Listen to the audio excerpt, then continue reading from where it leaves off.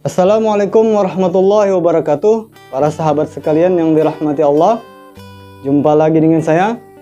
Kali ini saya ingin membahas tentang fa'il dan maf'ul, tentang objek dan subjek. Ada perbedaan penyusunan objek dan subjek antara bahasa Indonesia dengan bahasa Arab. Untuk lebih jelasnya, yuk simak videonya sampai habis setelah yang satu ini. Sallallahu ala Muhammad Sallallahu alaihi wasallam.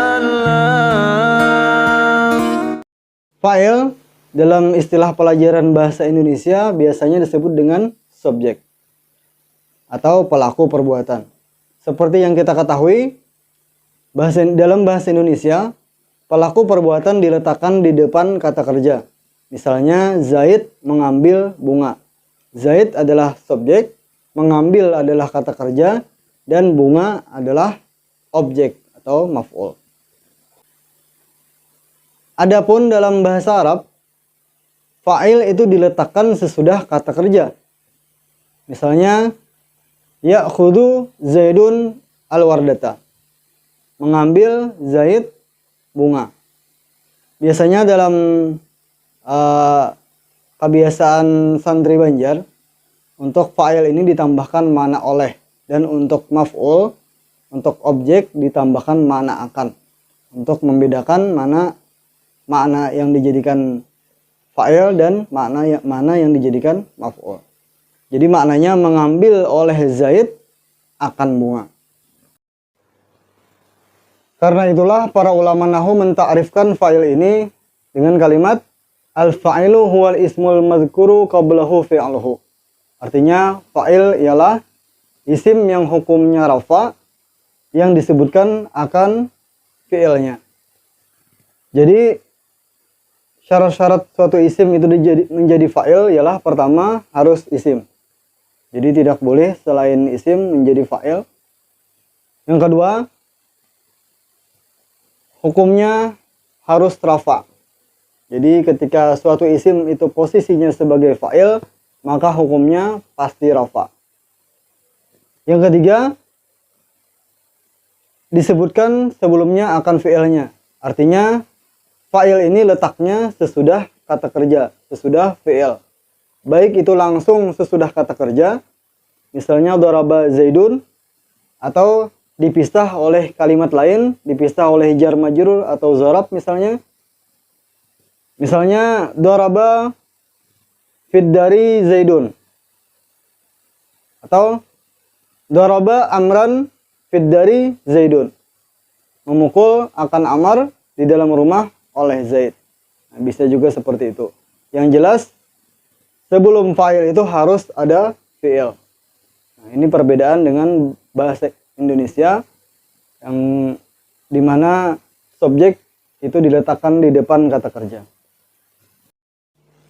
Seperti yang sudah saya sebutkan sebelumnya, bahwa setiap fi'il itu sudah mengandung dhamir yang menjadi fa'ilnya.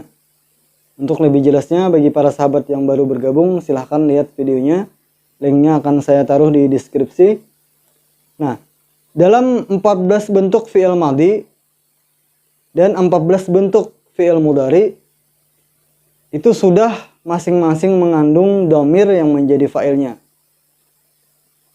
Kecuali timbangan yang pertama dan timbangan yang keempat, maka dhamir di dalamnya, yaitu dhamir huwa dan dhamir hiya, itu bisa diganti dengan isim zahir, bisa diganti dengan isim yang lain. Misalkan saja daraba, dia memukul. Dia adalah dhamir, yaitu huwa. Nah, apabila kita letakkan Zaidun di belakangnya, maka maknanya menjadi memukul oleh Zaid. Zaid memukul. Maka kata-kata dia itu kita hapuskan, karena sudah diganti oleh Zaid. Nah, itu maksudnya adalah diganti oleh isim zahir. Nah, selain timbangan yang pertama dan timbangan yang keempat, selain dhamir huwa dan dhamir hiya yang ada di dalam fi'il, itu tidak bisa diganti dengan isim zahir. Jadi selain timbangan yang pertama dan yang keempat, maka fa'ilnya pasti dhamir. Misalnya yadribani, fa'ilnya adalah alif, yang maknanya adalah dia dua orang laki-laki. Kemudian lagi misalnya lagi yadribuna, memukul oleh mereka beberapa laki-laki. Dhamir waw di sana adalah fa'ilnya, maknanya mereka beberapa laki-laki. Kita misalkan lagi adribu, aku memukul. Kalimat aku dalam bahasa Arabnya adalah ana, itu adalah dhamir, yaitu dhamir mustatir wujuban, dhamir yang tersembunyi di dalam fi'il. Nah, itu juga merupakan fa'ilnya, merupakan subjeknya, dan tidak bisa diganti dengan kalimat yang lain. Ketika kita mengatakan adribu, maka tidak boleh kita katakan adribu Zaidun, aku memukul oleh Zaid. Karena satu fi'il hanya ada satu fa'il. Jadi tidak bisa satu fi'il itu dua fa'il. Seterusnya maf'ul. Dalam istilah pelajaran bahasa Indonesia, maf'ul ini disebut juga dengan subjek atau kata benda, suatu kata benda yang dikenai perbuatan. Suatu isim yang terkena perbuatan. Para ulama menta'rifkan dengan kalimat berikut. Al-maf'ulu huwal ismul mansubul ladzi yaqa'u bihil fi'lu. Maf'ul adalah isim yang hukumnya nasab, yang jatuh atasnya oleh suatu perbuatan. Jadi syarat-syarat suatu isim itu dijadikan maf'ul ialah pertama harus isim. Jadi selain isim, maka posisinya tidak bisa sebagai maf'ul. Yang kedua, hukumnya nasab. Jadi ketika suatu isim itu posisinya sebagai maf'ul, maka hukumnya wajib nasab. Kecuali isim-isim yang hukumnya mabni, maka tetap hukumnya mabni.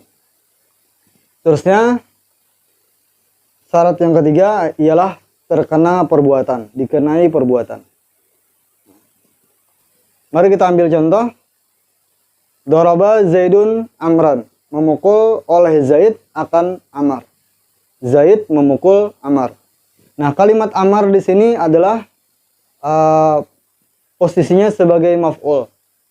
Karena Amar ini terkena perbuatan memukul Zaid. Maka Amar disebut dengan subjek atau maf'ul. Dan untuk meletakkan maf'ul ini bisa diletakkan sesudah fi'il dan sesudah fa'il. Itu adalah kebiasaannya maf'ul ini diletakkan, yaitu sesudah fi'il dan fa'il. Dan bisa juga diletakkan sesudah fi'il sebelum fa'il. Jadi posisinya fi'il, maf'ul, fa'il. Fa'il diletakkan di belakang. Juga bisa seperti itu. Dan maf'ul ini juga bisa diletakkan sebelum fi'il. Jadi maf'ul, fi'il, fa'il. Itu adalah 3 posisi daripada maf'ul ini. Maf'ul ini bisa berbentuk isim zahir dan bisa berbentuk dengan isim dhamir. Isim zahir ialah selain isim dhamir. Nah, isim dhamir yang menjadi maf'ul itu ada 14, yaitu yang pertama hu artinya nya,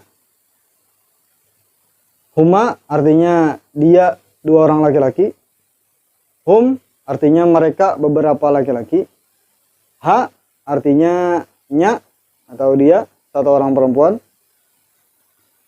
huma artinya dia dua orang perempuan. Jadi antara huma dua perempuan dan huma dua laki-laki itu mempunyai bentuk yang sama.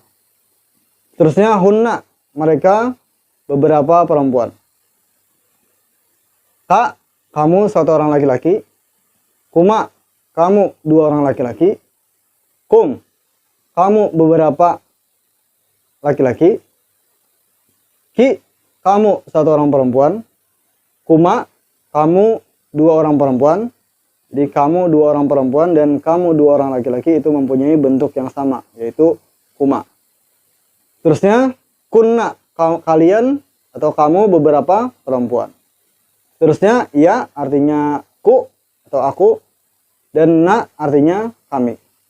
Itu adalah 14 bentuk isim dhamir yang bisa menjadi maf'ul ketika diletakkan sesudah fi'il, sesudah kata kerja.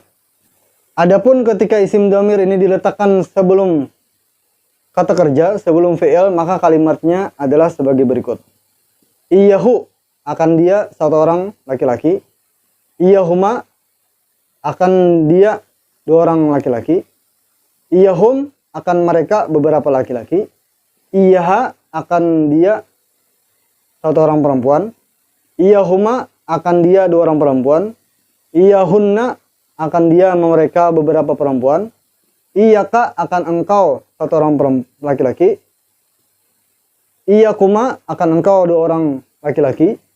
Iyakum, akan engkau beberapa laki-laki. Iyaki, akan engkau satu orang perempuan. Iyakuma, akan engkau dua orang perempuan. Iyakunna, akan engkau beberapa perempuan. Iyaya, akan aku. Iyana, akan kami. Itu adalah bentuk isim dhamir yang menjadi maf'ul ketika diletakkan sebelum fi'il. Kita ambil contoh firman Allah surah Al-Fatihah, iyyaka na'budu wa iyyaka nasta'in. Akan engkau kami menyembah dan akan engkau kami minta pertolongan. Nah, kalimat iyyaka di sana posisinya adalah sebagai maf'ul. Demikianlah penjelasan singkat dari saya tentang fa'il dan maf'ul. Semoga bisa memberi manfaat bagi saya dan bagi para sahabat sekalian. Bagi para sahabat yang baru bergabung, silahkan di subscribe channel ini dan bunyikan loncengnya agar para sahabat sekalian bisa mengetahui update video terbaru dari saya. Untuk video akan datang, insya Allah saya akan membahas tentang mubtada khabar. Wabillahi taufiq wal hidayah. Assalamualaikum warahmatullahi wabarakatuh.